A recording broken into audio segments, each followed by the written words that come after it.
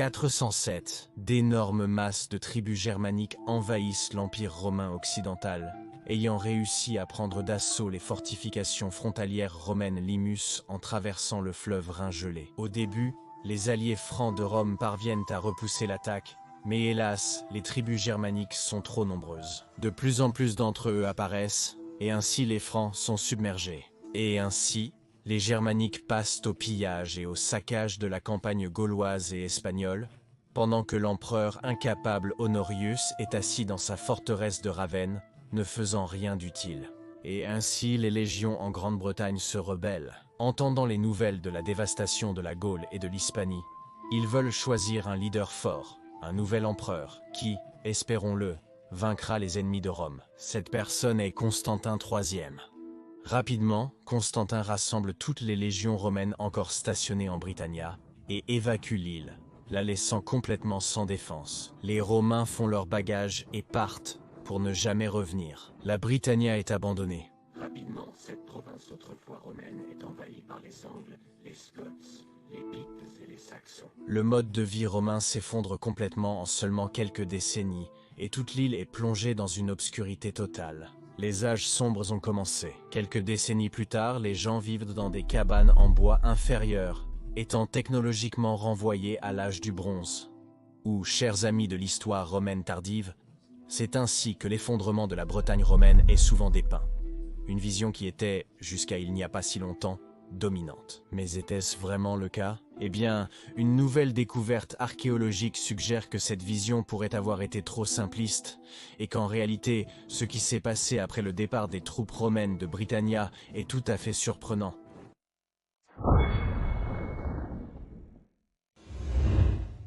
Pendant environ 360 ans, alors que la Britannia était une province de l'Empire romain, il n'y avait pas seulement de nombreux forts militaires à travers la campagne verdoyante de cette île, mais aussi de nombreuses villes. Londinium était bien sûr la plus grande et la plus impressionnante. Mais il y avait aussi de nombreuses villas de riches propriétaires terriens, d'aristocrates ou de hauts fonctionnaires, dispersés dans toute la campagne. Naturellement, nous avons supposé que dès que la majeure partie de l'armée romaine avait quitté l'île, avec leur nouveau contre-empereur Constantine III pour combattre les envahisseurs germaniques en Gaule, nous penserions que dès que cela s'est produit, les villas romaines ont été rapidement abandonnées et sont tombées en ruines. Et en effet, certaines l'ont probablement été, surtout dans le nord du pays, près du mur d'Adrien, qui était maintenant sans défense, et les Écossais et les Pictes pouvaient désormais plus facilement faire des raids dans les territoires précédemment occupés par les Romains. Mais l'est de la Grande-Bretagne était également plus sujet aux raids côtiers des Angles et des Saxons, qui poussaient toujours plus à l'ouest vers l'intérieur des terres, certains d'entre eux choisissant même de rester et d'établir ainsi leur propre colonie. Étant pour la plupart sans défense, de nombreux Romano-Britanniques se sont dirigés vers l'ouest et ont trouvé refuge dans les forts romains restants et les villes fortifiées. Il y a des preuves que la vie à Londinium a continué jusqu'en 450 après Jésus-Christ, plus de 4 décennies après que les troupes romaines aient laissé l'ancienne province à elle-même. Nous savions donc déjà depuis un certain temps que la vie romaine ne s'est pas immédiatement effondrée après le départ de l'armée romaine pour le continent européen. Mais maintenant, une équipe de fouilles à la villa romaine de Chadworth près de Gloucestershire, dirigée par l'archéologue du National Trust Martin Papworth, a fait une découverte assez fascinante. Lui et son équipe ont découvert un ancien sol en mosaïque dans cette vieille villa romaine et ont trouvé un échantillon de charbon de bois sur un mur de fondation directement adjacent à la mosaïque. Ils ont envoyé cet échantillon de charbon de bois pour analyse dans un laboratoire, qui était d'ailleurs déjà en 2017, et l'analyse a révélé que l'âge ne pouvait pas être antérieur à 424 après Jésus-Christ. C'est déjà certainement un peu surprenant car nous aurions pensé que la plupart des villas romaines étaient abandonnées à cette époque et qu'aucune nouvelle mosaïque n'était construite si tard. L'année dernière, en 2023, les archéologues ont réexaminé la mosaïque de sol étonnamment complexe et décorée, et ont trouvé d'autres échantillons de charbon de bois dans la fondation de la tranchée dans laquelle cette mosaïque a été construite. Ces échantillons ont donné des plages de date de 414 à 549 après Jésus-Christ et de 420 à 560 après Jésus-Christ respectivement. La valeur médiane de tous les échantillons pointait donc vers une date d'environ 480 après Jésus-Christ. Et donc, certains des échantillons pourraient très bien avoir même été des années 500. Et par conséquent, la mosaïque elle-même a très probablement été construite 70 ans après que les Romains aient supposément quitté la Britannia, mais peut-être même 100 ans plus tard. C'est tout à fait surprenant à bien des égards. Tout d'abord, on a longtemps supposé que bien que la vie romaine ait effectivement continué pendant quelques décennies après le départ de la majorité des Romains, elle a rapidement commencé à se décomposer à un certain point, et qu'aucun nouveau bâtiment romain n'a été construit, mais que seuls les anciens logements ont été maintenus habités le plus longtemps possible, et que lorsque les Angles et les Saxons ont commencé à envahir plus fortement vers le milieu des années 400, les derniers vestiges de la vie romaine se sont alors rapidement effondrés. Cependant, il semble que même cette vision était erronée. Il semble maintenant qu'en effet, même à la fin des années 400, ou peut-être même au début ou au milieu des années 500, des ajouts à des villas existantes ont été construits à la campagne avec des mosaïques romaines étonnamment complexes, ou peut-être même de nouvelles villas entièrement, ignorant donc complètement toute menace anglo-saxonne, comme si l'île était encore romaine. Il semble maintenant que, surtout dans la moitié ouest de la Grande-Bretagne, le mode de vie romain a continué beaucoup plus longtemps que nous l'aurions pensé. Alors imaginons maintenant que nous sommes en l'an 500, et que vous êtes un voyageur de Rome, disons, un moine chrétien, faisant du travail missionnaire. Vous avez entendu des histoires sur la Britannia, et vous avez grandi à Rome sous le règne des derniers empereurs romains de l'Ouest, et avez vu l'ascension d'Odoacer et de Théodoric, les nouveaux rois d'Italie.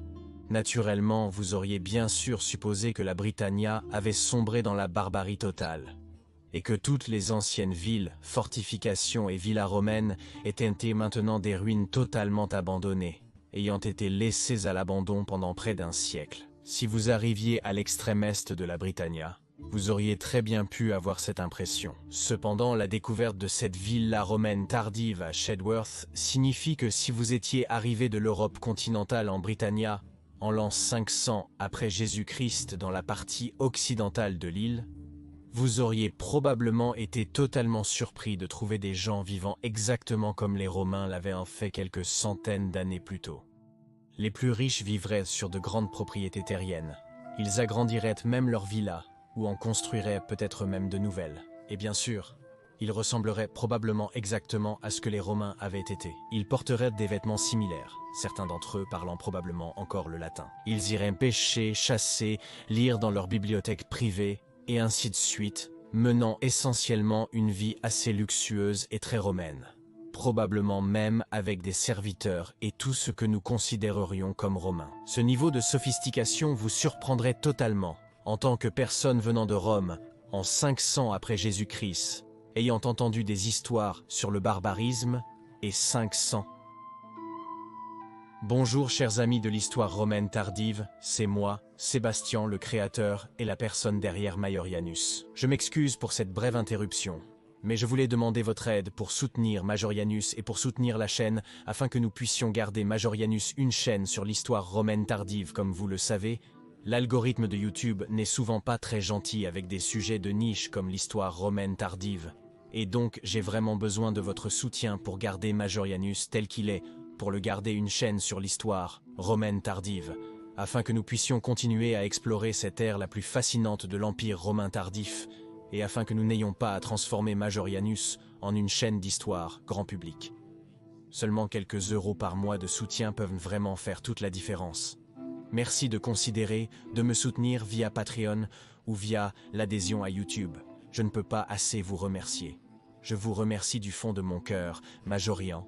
Lui-même serait fier. Merci amis de l'histoire romaine tardive et retour à la vidéo. Cela signifie également que pour permettre un tel mode de vie, il devait encore y avoir un commerce continu avec l'Europe continentale, un certain niveau d'organisation et d'administration et une défense militaire organisée. Il est tout à fait possible qu'après le départ des Romains, en réalité, tous n'étaient pas partis, mais beaucoup ont décidé de rester, ayant développé un attachement pour ce beau pays. Une chose est claire cependant, ils ne sont certainement pas restés pour le beau temps. Blague à part, ils se sont probablement organisés, choisissant leurs dirigeants et formant une sorte de résistance organisée contre l'avancée anglo-saxonne. Ce n'est pas une coïncidence si l'empereur romain d'Occident Anthemius était toujours en contact par l'intermédiaire de courriers avec les Romains britanniques et a fait appel à leur aide contre les Wisigoths. Et en effet, les Romano-Britanniques ont écouté, et Riotamos, le chef d'un groupe plus important de Romano-Britanniques, a débarqué en Gaule en 470 après Jésus-Christ, combattant contre les Wisigoths au nom de l'Empire romain d'Occident. C'est une histoire fascinante en soi, dont je dois absolument faire une vidéo à part, certainement parce que Riotamos est l'un des candidats possibles pour le légendaire roi Arthur. Mais c'est aussi fascinant parce que cela montre qu'en 470, les Britanniques devaient être incroyablement bien organisés.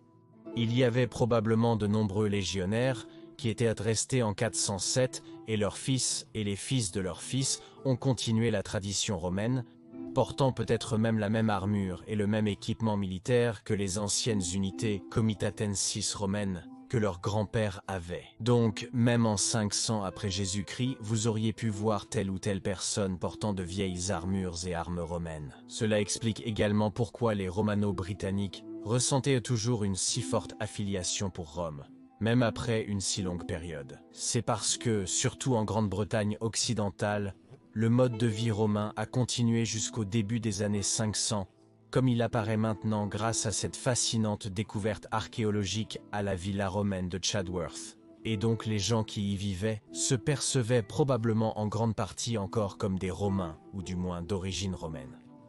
Il est bien sûr très probable que la villa romaine de Chadworth ne soit pas la seule de ce type, où de nouvelles mosaïques de style romain étonnamment élaborées ont été construites à la fin des années 400 ou même 500. Il est en fait très probable que dans les prochaines années ou décennies, les archéologues vont faire de nombreuses découvertes surprenantes qui pourraient complètement réécrire la façon dont nous pensons aux Romains peu de temps après la chute de l'Empire romain d'Occident. J'ai déjà essayé dans quelques autres vidéos de montrer que la chute de l'Empire romain d'Occident était une transition assez progressive et qu'au début des années 500, de nombreux endroits en Europe auraient encore eu un aspect tout à fait romain. Surtout en Italie, bien sûr, même si l'Empire romain d'Occident n'existait officiellement plus, mais des poches de culture et de tradition romaine ont certainement survécu beaucoup plus longtemps que nous le pensons. Le royaume de Gwynedd, dans la région actuelle du pays de Galles, est un exemple fascinant dont j'ai parlé dans cette vidéo ici. Ou les royaumes berbères en Afrique, dont beaucoup se considéraient encore comme des Romains bien après les années 500, j'en ai parlé dans cette vidéo ici. Donc, la découverte à la villa romaine dans l'ouest de la Britannia, près du Gloucestershire d'aujourd'hui, ne fait que renforcer notre point de vue, selon lequel ce que nous appelons souvent de manière simpliste la chute de l'Empire romain était en réalité une période de transition assez longue où, dans certains endroits, vous trouveriez des vestiges, des poches de romanité, qui ont survécu bien après les années 500 en Europe et en Afrique du Nord. Et n'oublions bien sûr pas l'Empire romain d'Orient, où de nombreuses coutumes et influences culturelles romaines ont survécu pendant de nombreux autres siècles. C'est, chers amis de l'histoire romaine tardive, ce qui rend ce sujet si absolument fascinant. Et personnellement, j'ai hâte d'espérer de nouvelles découvertes révolutionnaires dans un avenir proche de la Grande-Bretagne et d'autres parties des anciens territoires de l'Empire romain qui, espérons-le, changeront encore notre vision de l'Antiquité tardive et du début du Moyen-Âge. Merci de liker et de vous abonner afin de ne manquer aucune future vidéo sur l'ère fascinante de l'Empire romain tardif. Et je voudrais surtout remercier notre nouveau supporter Kaisar, Basement Dweller. Merci beaucoup Basement Dweller pour ton soutien si généreux envers Majorianos. Et je voudrais bien sûr remercier tous ceux qui soutiennent Majorianos, sous une forme ou une autre, via Patreon, l'adhésion à YouTube ou un don PayPal. Merci de soutenir Majorianus, afin que je puisse garder cette chaîne uniquement dédiée à l'histoire de la Rome tardive. Et si vous voulez en savoir plus sur le fascinant royaume gallois qui se considérait comme romain bien au-delà du Moyen-Âge, Vous pouvez regarder cette vidéo ici dans le coin supérieur droit. Mais si vous voulez en savoir plus sur le royaume berbère qui se considérait également comme romain jusqu'au 6e siècle, vous pouvez regarder l'autre vidéo dans le coin inférieur droit. Je dis encore merci à tous les amis de l'histoire romaine, Gratias Tibiago et Benevalette.